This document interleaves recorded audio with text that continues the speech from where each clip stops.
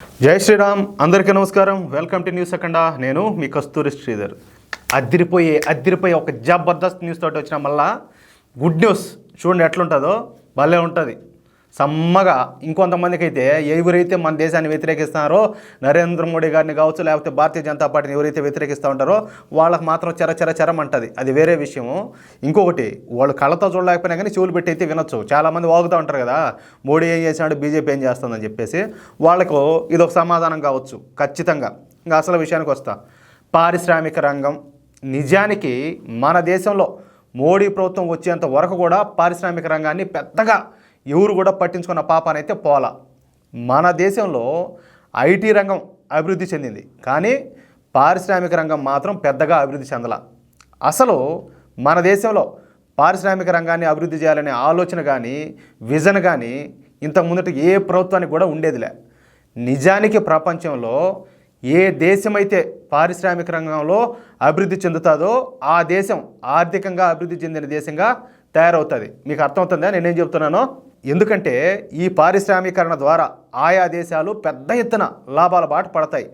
తమ దేశాలకు కావలసినటువంటి ఉత్పత్తులను తాము తయారు చేసుకోవడమే కాకుండా విదేశాలకు కూడా ఎగుమతులు చేస్తారు. దీంతో ఆయా పారిశ్రామిక దేశాలకు లక్షల సంఖ్యలో ఉపాధి అవకాశాలు లభించడమే కాకుండా కొన్ని లక్షల కోట్ల రూపాయల ధనం ఆయా దేశాల ఖాతాల్లో వచ్చి చేరుతుంది. ఈ పారిశ్రామిక రంగాన్ని నమ్ముకుంది కాబట్టే చైనా ఇప్పుడు తిరుగులేని స్థాయికి చేరుకునింది. కానీ ఇంతకు ముందటి మన ప్రభుత్వాలకు ఈ విషయం తెలిసినప్పటికి కూడా, అంటే తెలియక కాదు, వాళ్లకు తెలిసినప్పటికి కూడా దేశంలో ఎలా పారిశ్రామికీకరణ చేయాలనే రోడ్ మ్యాప్ లేకపోవడంతో ఇప్పటి వరకు అన్ని ప్రభుత్వాలు మన దేశంలో పారిశ్రామిక రంగాన్ని అభివృద్ధి చెందేలా చేయలేకపోయినాయి. అయితే మోడీ ప్రభుత్వం వచ్చిన తర్వాత ఈ పారిశ్రామికీకరణపై ప్రధానంగా దృష్టి పెట్టారు. అందుకోసమే మేక్ ఇన్ ఇండియా, ఆత్మనిర్భర్ భారత్ల వంటి విధానాలకు మోడీ ప్రభుత్వం రూపకల్పన చేసింది. దీంతో భారత్లో కూడా చెప్పుకోదగ్గ స్థాయిలో వివిధ పారిశ్రామిక సంస్థలు పెట్టుబడులు పెట్టడం ప్రారంభించినాయి. మన దేశంలోనే వివిధ పారిశ్రామిక ఉత్పత్తులను తయారు చేయడం ప్రారంభించినాయి. దీంతో ఇప్పుడు పారిశ్రామిక రంగంలో భారత్ 5వ స్థానానికి చేరుకోవడం ఇక్కడ గొప్ప విశేషంగా మనం చెప్పుకోవచ్చు. చూడండి, అసలు చాలామంది భారత్ని అయితే చిన్న చూపు చూస్తూ ఉన్నారు. ఎంత చిన్న చూపు అంటే భారత్ అంటే అంత చిన్న చూపు. ఎందుకు ఉన్నాడు కదా ఒక ఆయన, యుద్ధాలు చేసే ఆయన, గత ప్రధాని నెహ్రూ. ఆయన వచ్చేసి విదేశాల నుంచి ఎవరైనా పాశ్చాత్యులు వస్తే మా దేశం చూడడానికి వాళ్ళకి ఏంటంటే మన దేశాన్ని ఎంత చిన్న చూపు అంటే ఈ ఫ్యామిలీకి, కాంగ్రెస్ ఫ్యామిలీకి, ఈ నెహ్రూ ఫ్యామిలీకి అంత చిన్న చూపు. ఆ పాశ్చాత్యులు ఎవరైనా వస్తే ఈ పాములు పట్టేవాళ్ళు ఉంటారు కదా, వాళ్ళని పిలిపించి ఈ పాములు ఆడుతాయి కదా, అది చూపించేవాళ్ళు అనమాట. అదే ఇప్పుడు ఏం జరుగుతుంది, భారతదేశం అభివృద్ధిలో కావచ్చు, రక్షణ రంగ పరంగా కావచ్చు, ప్రతి దాంట్లో కూడా రాకెట్ వేగంతో దూసుకొని వెళ్ళిపోతుంది. చూడండి ఎంత తేడా ఉందో.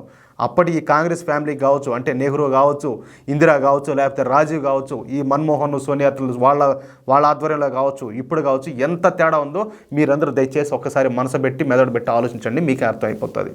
భారత్ మొత్తంగా $4,55,766 విలువైన ఈ పారిశ్రామిక ఉత్పత్తులను తయారు చేసే స్థాయికి అయితే భారత్ ఎదిగింది. కాగా మొదటి నుండి ఈ పారిశ్రామికరణను నమ్ముకున్నటువంటి చైనా ఏకంగా $46,58,781 విలువైనటువంటి ఈ పారిశ్రామిక ఉత్పత్తులను తయారు చేస్తూ ప్రపంచంలోనే మొట్టమొదటి స్థానంలో చైనా ఉంది. అంటే పారిశ్రామిక రంగంలో భారత్ కన్నా 10 రెట్లు ముందుండదన్నమాట. చూడండి ఒకసారి మీరు ఆలోచించుకోండి.